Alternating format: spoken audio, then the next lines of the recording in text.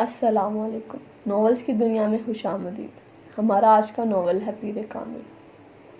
میری زندگی کی سب سے بڑی خواہش بوائل پینٹ ہوٹل میں دبائے وہ سوچ میں پڑ گئی اور پھر ایک لمبا سانس لیتے ہوئے قدرے بے بسی سے مسکرائی۔ بہت مشکل ہے اس سوال کا جواب دینا۔ کیوں مشکل ہے؟ جویریہ نے اس سے پوچھا۔ کیونکہ میری بہت ساری خواہشات ہیں اور ہر خواہش ہی میرے لیے بہت اہم ہے، اس نے سر جھٹکتے ہوئے کہا۔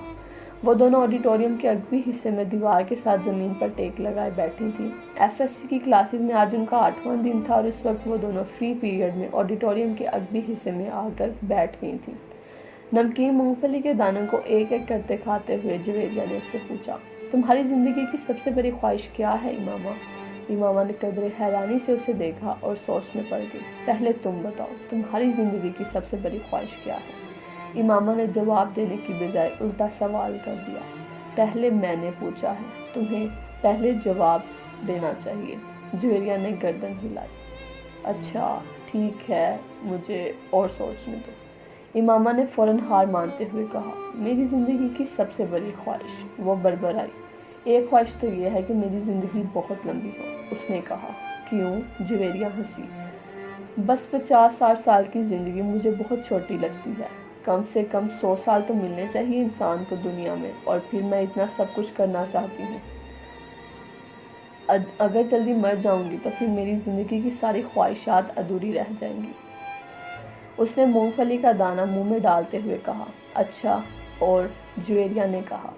اور یہ کہ میں ملک کی سب سے بڑی ڈاکٹر بننا چاہتی ہوں، سب سے اچھی آئی اسپیشلسٹ۔ میں چاہتی ہوں جب پاکستان میں آئی سرجری کی تاریخ لکھی جائے تو اس میں میرا نام ٹاپ آف دا لسٹ ہو۔ اس نے مسکراتے ہوئے آسمان کو دیکھا۔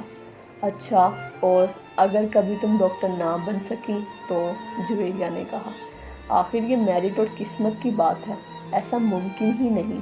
میں اتنی محنت کر رہی ہوں کہ میرٹ پر ہر صورت آؤں گی۔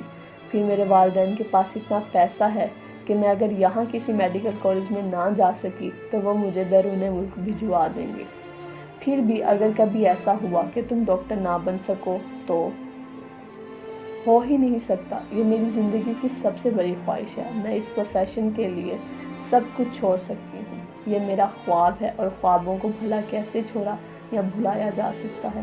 امپاسبل۔ امامہ نے قطعی انداز میں سر ہلاتے ہوئے ہتھیلی پر رکھے دانوں میں سے ایک اور دانہ منہ میں ڈالا۔ زندگی میں کچھ بھی ناممکن نہیں ہو سکتا، کبھی بھی کچھ بھی ہو سکتا ہے۔ فرض کرو کہ تم ڈاکٹر نہ بن پاتی تو تم پھر کیا کرو گی؟ کیسے ری ایکٹ کرو گی؟ امامہ اب سوچ میں پڑ گئی۔ پہلے تو میں بہت روؤں گی، بہت ہی زیادہ، کئی دن، اور پھر میں مر جاؤں گی۔ جویریہ بے اختیار ہنسی۔ اور ابھی کچھ دیر پہلے تو تم کہہ رہی تھی کہ تم لمبی زندگی چاہتی ہو، اور ابھی تم کہہ رہی ہو کہ تم مر جاؤ گی۔ ہاں تو پھر زندہ رہ کر کیا کروں گی؟ سارے پلانس ہی میرے میڈیکل کے حوالے سے ہیں، اور یہ چیز زندگی سے نکل گئی تو پھر باقی کیا رہ جائے گا؟ یعنی تمہاری ایک خواہش دوسری بڑی خواہش کو ختم کر دے گی، تم یہی سمجھ لو۔ تو پھر اس کا مطلب تو یہی ہوا کہ تمہاری سب سے بڑی خواہش ڈاکٹر بننا ہے، لمبی زندگی پانا نہیں۔ تم کہہ سکتی ہو۔ اچھا اگر تم ڈاکٹر نہ بن سکی تو پھر مرو گی کیسے؟ خودکشی کرو گی یا طبی موت؟ جویریہ نے بڑی دلچسپی سے پوچھا۔ طبی موت ہی مروں گی، خودکشی تو کر ہی نہیں سکتی، امامہ نے لاپرواہی سے کہا۔ اور اگر تمہیں طبی موت نہ آ سکی تو میرا مطلب ہے جلد نہ آئی تو پھر تو تم ڈاکٹر نہ بننے کے باوجود بھی لمبی زندگی گزارو گی۔ نہیں، مجھے پتا ہے کہ اگر میں ڈاکٹر نہ بنی تو پھر بہت جلد مر جاؤں گی، مجھے اتنا دکھ ہوگا کہ میں تو زندہ ہی نہیں رہ سکوں گی، وہ یقین کے ساتھ بولی۔ تم جس قدر خوش مزاج ہو، میں کبھی یقین ہی نہیں کر سکتی کہ تم کبھی اتنی دکھی ہو سکتی ہو کہ رو رو کر مر جاؤ، اور وہ بھی صرف اس لیے کہ تم ڈاکٹر نہیں بن سکی۔ لک فنی، جویریہ نے اس بار اس کا مذاق اڑانے والے انداز میں کہا۔ تم اب میری بات چھوڑو، اپنی بات کرو، تمہاری زندگی کی سب سے بڑی خواہش کیا ہے؟ امامہ نے موضوع بدلتے ہوئے کہا۔ رہنے دو۔ کیوں رہنے دوں؟ بتاؤ نا، تمہیں برا لگے گا، جویریہ نے کچھ ہچکچاتے ہوئے کہا۔ امامہ نے گردن موڑ کر حیرانی سے اسے دیکھا۔ مجھے کیوں برا لگے گا؟ جویریہ خاموش رہی۔ ایسی کیا بات ہے جو مجھے بری لگے گی؟ امامہ نے اپنا سوال دہرایا۔ بری لگے گی، جویریہ نے مدھم الفاظ میں کہا۔ آخر تمہاری زندگی کی سب سے بڑی خواہش کا میری زندگی سے کیا تعلق ہے کہ میں اس پر برا مانوں گی؟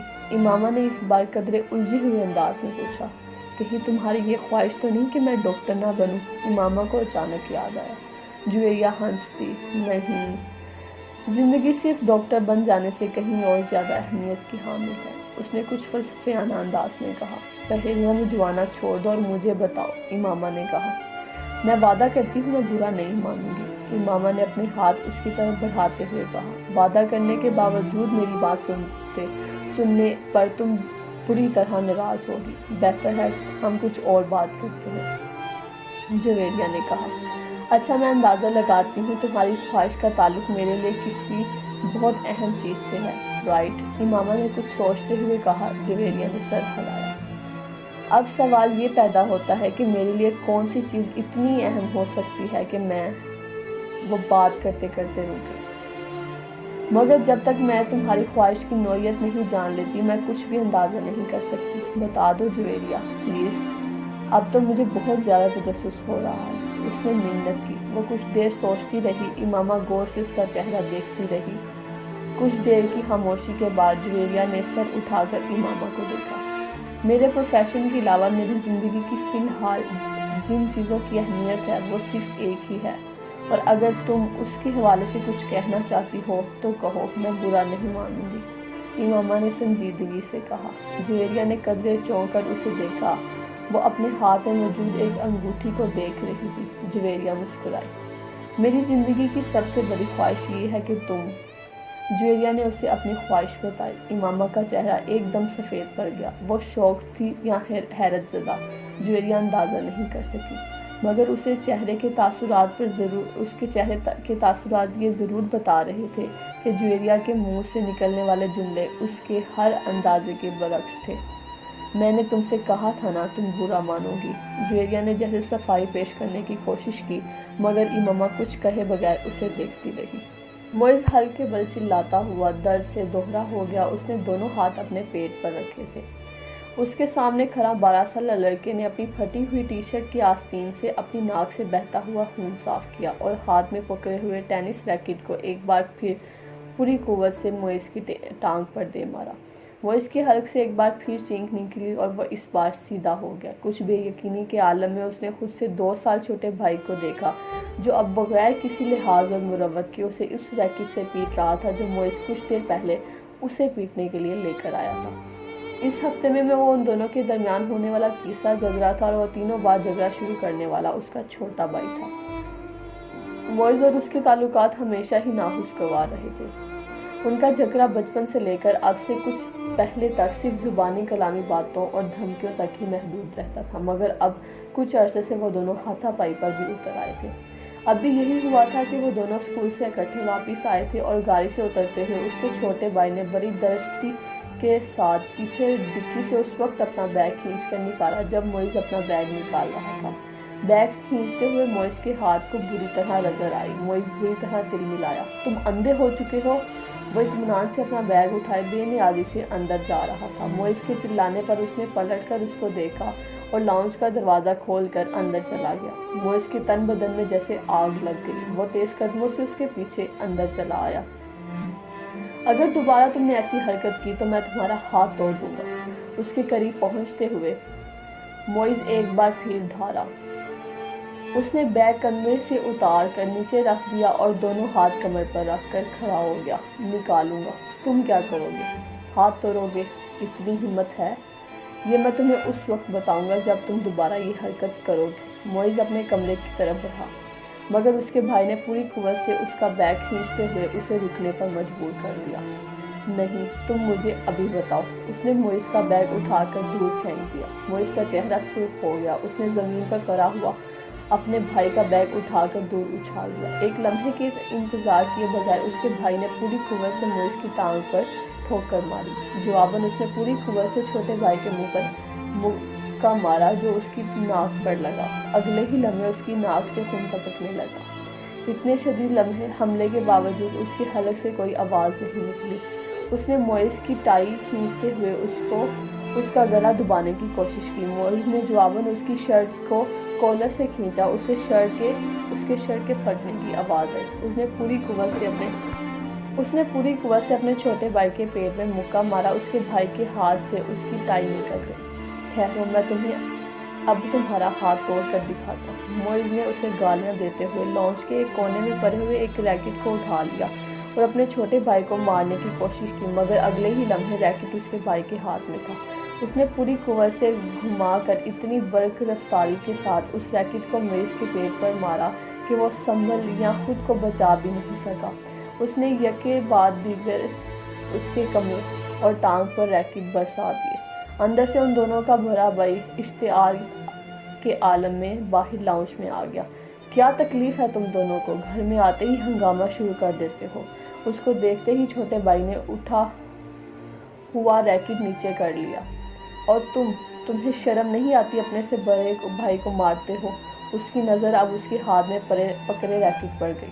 نہیں آتی، اس نے بڑی ڈٹائی کے ساتھ کہتے ہوئے ریکٹ ایک طرف اچھال دیا اور بڑی بے خوفی سے کچھ فاصلے پر پڑا ہوا اپنا بیگ اٹھا کر اندر جانے لگا۔ موئز نے بلند آواز میں سیڑھیاں چڑھتے ہوئے اپنے چھوٹے بھائی سے کہا، تم کو اس کا خمیازہ بھگتنا پڑے گا۔ وہ ابھی تک اپنی ٹانگ سے ہلا رہا تھا۔ شور، وائڈ نوٹ، ہاں کیوں نہیں؟ ایک عجیب سی مسکراہٹ کے ساتھ سیڑھیوں کے آخری سرے پر رک کر اس نے موئز سے کہا، اگلی بار تم بیٹ لے کر آنا۔ ٹینس ریکٹ سے کچھ مزہ نہیں آیا، تمہاری کوئی ہڈی نہیں ٹوٹی۔ موئز کو اشتعال آ گیا۔ تم اپنی ناک سنبھالو، وہ یقیناً ٹوٹ گئی ہوگی۔ موئز غصے کے عالم میں سیڑھیوں کو دیکھتا رہا جہاں کچھ دیر پہلے وہ کھڑا تھا۔ مسز سمنتھا ریچرڈ نے دوسری رو میں کھڑکی کے ساتھ پہلی کرسی پر بیٹھے ہوئے اس لڑکے کو چوتھی بار گھورا۔ وہ اس وقت بھی بڑی بے نیازی سے کھڑکی سے باہر دیکھنے میں مصروف تھا۔ وقتاً فوقتاً وہ باہر سے نظریں ہٹاتا، ایک نظر مسز سمنتھا کو دیکھتا، اس کے بعد پھر اسی طرح باہر جھانکنے لگتا۔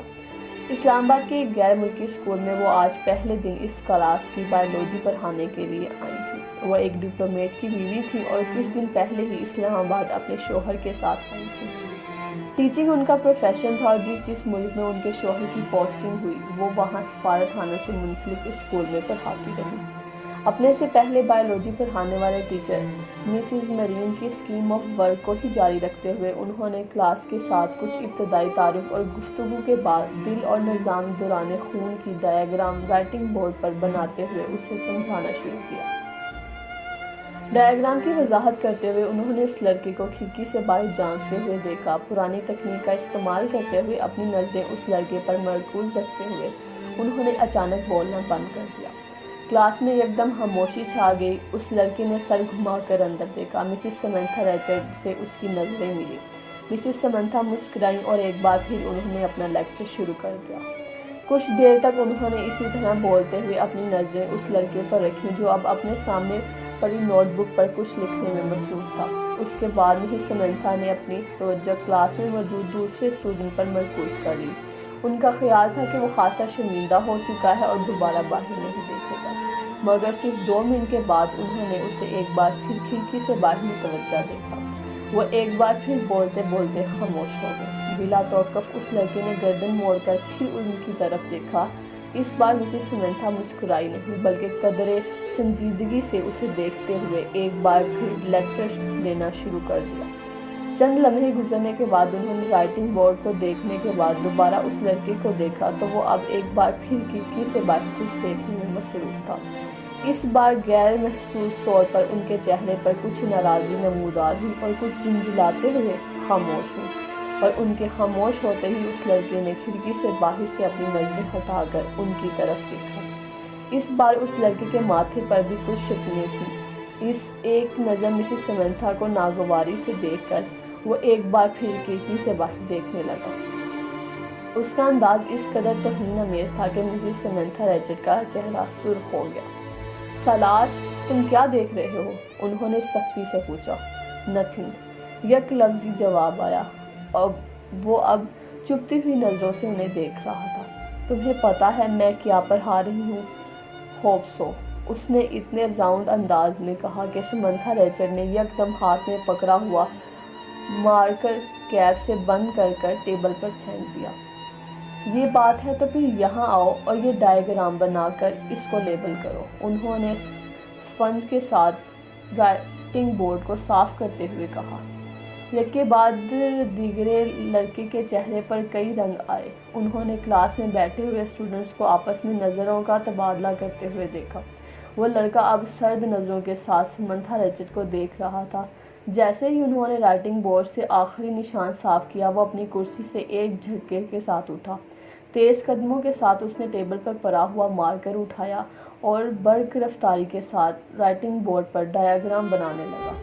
پورے 2 منٹ 57 سیکنڈ کے بعد اس نے مارکر پر کیپ لگا کر اسے میز پر اسی انداز میں اچھالا جس انداز میں سمنتھا ریچارڈ نے اچھالا تھا، اور سمنتھا کی طرف دیکھے بغیر اپنی کرسی پر آ کر بیٹھ گیا۔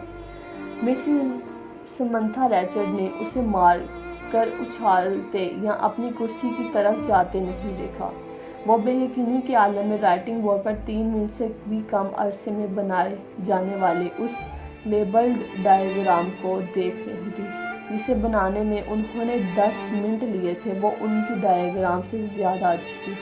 وہ کہیں بھی معمولی سی غلطی بھی نہیں ڈھونڈ سکی۔ کچھ خفیف سی ہوتے ہوئے انہوں نے گردن موڑ کر ایک بار پھر اس لڑکے کو دیکھا۔ وہ پھر کھڑکی سے باہر دیکھ رہا تھا۔